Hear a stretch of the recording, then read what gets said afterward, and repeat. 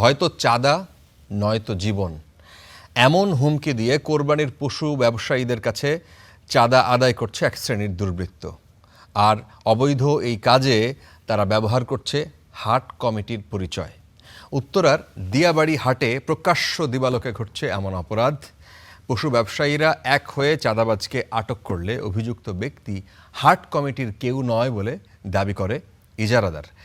আর এদিকে রাজধানীর হাটগুলোতে আজকেও বিক্রি হয়েছে কোরবানির পশুর, যদিও এইসব বিক্রয়কে অবৈধ বলছেন উত্তর সিটির প্রশাসক। গেঞ্জি পরিহিত আব্দুল জলিলকে এভাবেই পাকড়াও করে পশু ব্যবসায়ীরা। তার বিরুদ্ধে অভিযোগ, দিয়াবাড়ির হাটে পশু বিক্রেতাদের কাছ থেকে গরু প্রতি ২০০০ টাকা করে চেয়েছেন, আর টাকা না দিলে দিয়েছেন হত্যার হুমকি।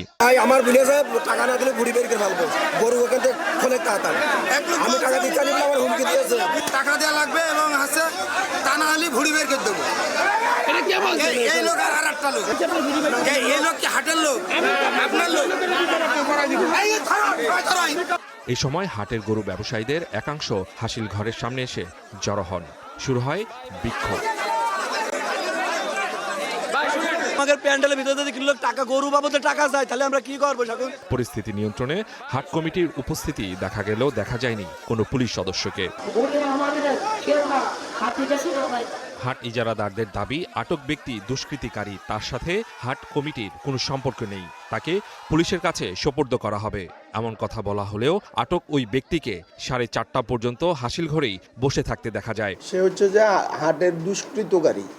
আমি অলমোস্ট হাটে আসার পরে আমি এটা শুনেছি, শোনার পরে তাকে আইনশৃঙ্খলা বাহিনীর হাতে তুলে দেওয়ার জন্য নির্দেশ দিয়েছি। আমার আলাদা টিমও করা আছে, এদেরকে ধরে যদি অপরাধ বিচারের সমতুল্য হয় তাহলে বিচার হবে, নয়তো আইনশৃঙ্খলা বাহিনীর কাছে তুলে দেওয়া হবে।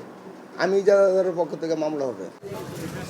ইজারাদাররা নিজেরাই দুষ্কৃতিকারীদের প্রশ্রয় দিলে হাট ব্যবস্থাপনায় নৈরাজ্য দেখা দেবে বলেও শঙ্কা প্রকাশ করেন কোরবানির পশু ব্যবসায়ীরা।